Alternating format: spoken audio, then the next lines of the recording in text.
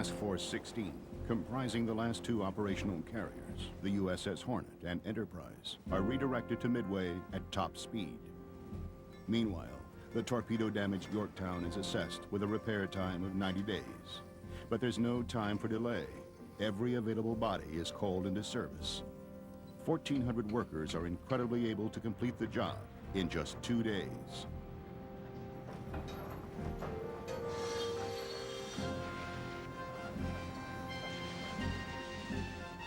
The day the Yorktown came out of the harbor, we joined her, landed aboard, and went directly on out to Midway. We did scouting missions on the way up there, of course, but they wanted to keep as few flights in the air as possible so that there wasn't any giveaway on our position. May 31st, the American task force has reached its position 300 miles northeast of Midway. The officers and men are told an attack for the purpose of capturing Midway is expected. We were in for a major engagement. How large, we did not know. We could anticipate meeting odds that were anything but favorable to us. Japanese troops proceed as well with much confidence, but little information. In my position, it was not something that we could know. Stuff like that was above my rank. So our job was to fight whenever they wanted us to fight. June 3rd, a lone Catalina bomber from Midway spots the Japanese invasion transport. The report is radioed in, and a flight of B-17s are ordered out. The first encounter scores little damage to the Japanese fleet. At 4:30 a.m., June 4th, the Japanese launched their attack against the Midway atoll, only 240 miles distance. The first wave of planes leaves from the flight decks of Japanese carriers Kaga, Hiryu, Soryu, and Akagi.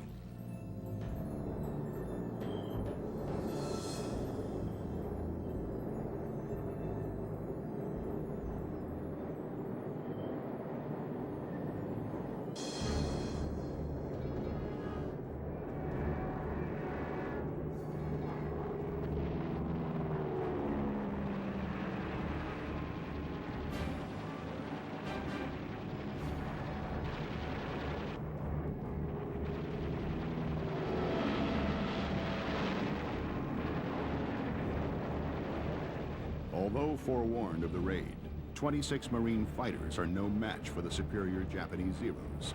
The ground forces have to throw everything they've got at the attacking Japanese fighters.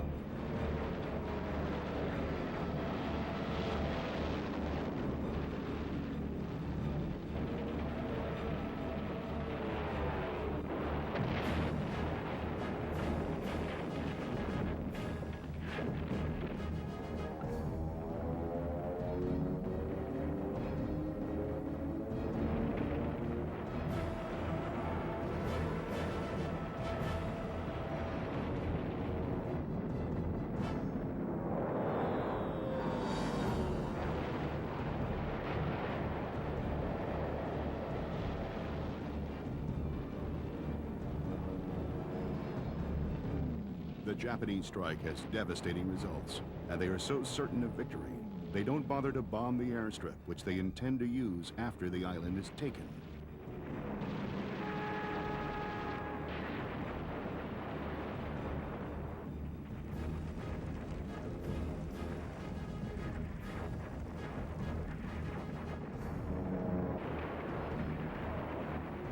The attack on Midway Island is relentless and appears to succeed according to Japanese plan. Once they have immobilized the Americans, they will invade and capture Midway. June 4th, 7 a.m. Torpedo planes crowd the flight decks of the 4 Japanese carriers preparing for a second bombing run on Midway Island. While flyers are given their orders, bombs are substituted for torpedoes.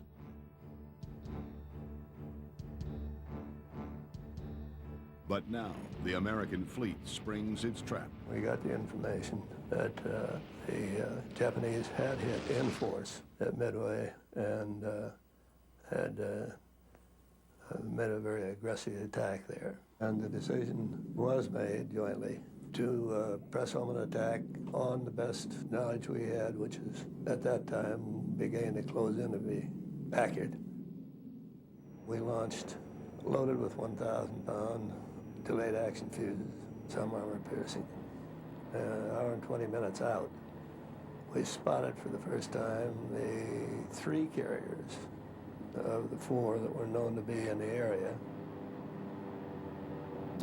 On the way back from Midway Island, in the air, they told all the pilots there was a group of American planes heading to attack the ship.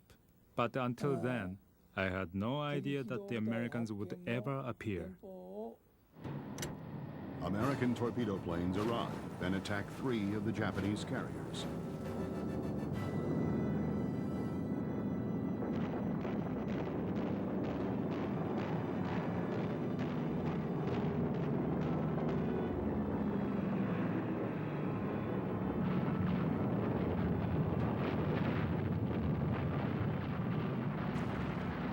Unfortunately, due to the limitations of the torpedo plane design, the Japanese are able to knock them out of the air.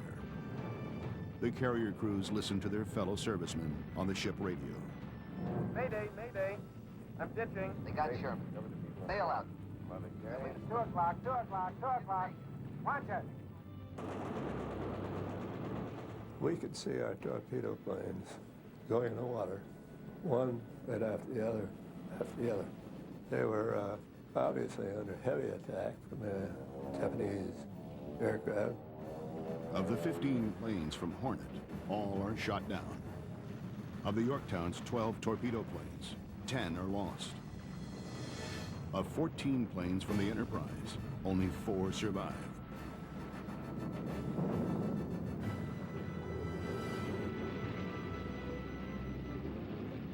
Meanwhile, the Japanese quickly prepare their counterattack. But dive bombers from the Enterprise and Hornet make their attack. They approach their target unopposed, since the Japanese fighters have not had time to regain altitude from the torpedo attack. Akagi is hit, and its bombs and ammunition explode. Bombs hit the Kaga, knocking out the bridge and penetrate the hangar. A 3rd Japanese carrier, Soryu, is left a blazing inferno. We came in over the top at 17,000 feet, and within minutes after we initiated the attack on the Soryu, she was a gunner. She was changing the armament. Their decks were loaded with the bombs that they had dropped for shore base use. That was their mistake. Now, only one carrier, Hiryu, is left.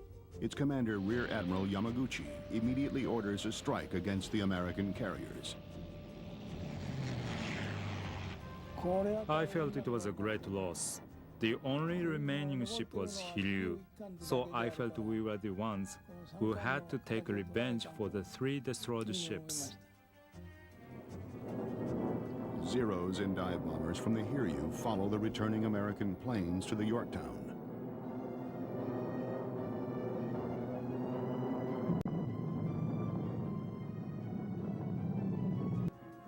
Tension mounts as American sailors await the next wave. Then they see the enemy planes.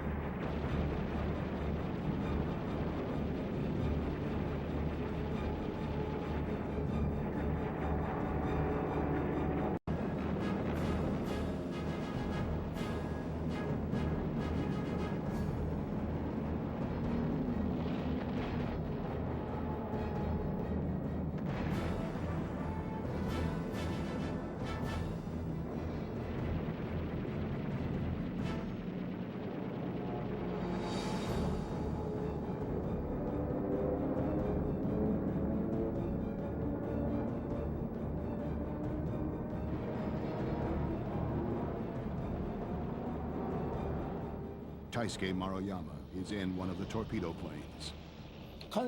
I told the pilot to head the plane for the bridge of the Yorktown. I pulled the lever and the bomb went down. When I turned around, I saw a big splash right next to the Yorktown. So I believed the bomb hit its target.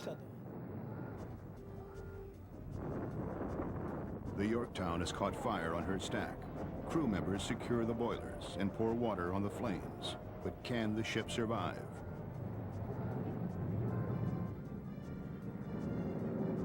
Still under attack from the Hiryu Zeros and torpedo planes, the USS Yorktown is ablaze in flames.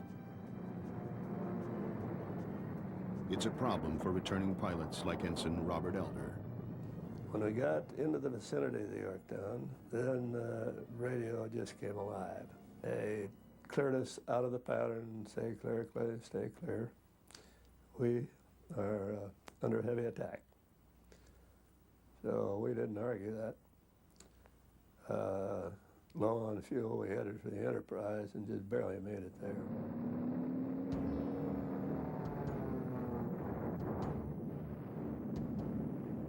Damage to the Yorktown is severe, and word comes down to abandon ship.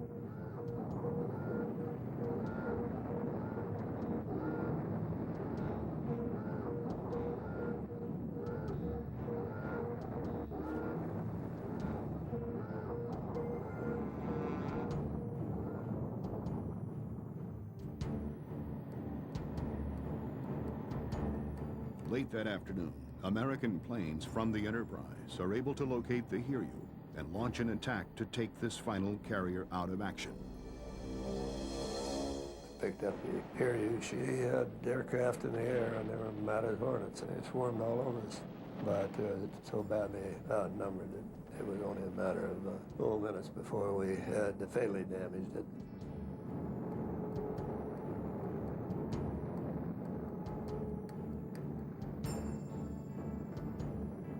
Taisuke Maruyama has returned to the Hiryu and is aboard when it is hit. Finally, the engines were losing power on the Hiryu. The fire was getting bigger and bigger, and some of us were trying to extinguish the fire, but the water pump was destroyed, so there was no water. Admiral Yamamoto orders a general retreat. An observer submarine is called into service to sink the Yorktown, which is afloat 150 miles northeast of Midway. The crew is anxious to see battle, especially after they learn of the disastrous blow to their Navy and national pride.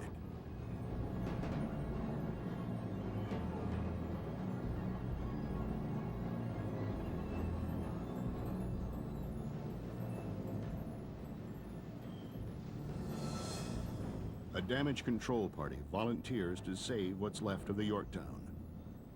The USS Hammond stays alongside to furnish power and necessary equipment. The crew loads their guns and gets ready in case of another attack. Then they bury the dead.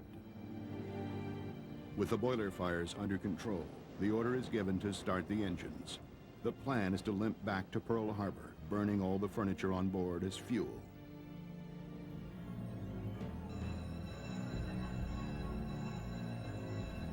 But the Japanese observer submarine spots the Yorktown and loads its tubes with torpedoes.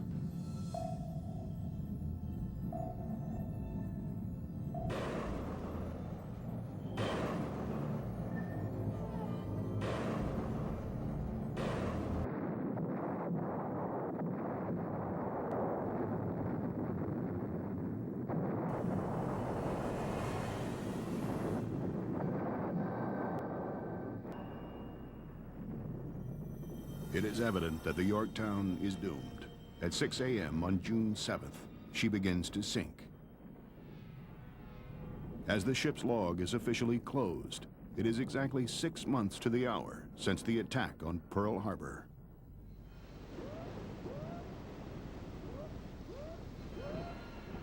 Crew members of the Yorktown solemnly watch with emotion as their ship goes under.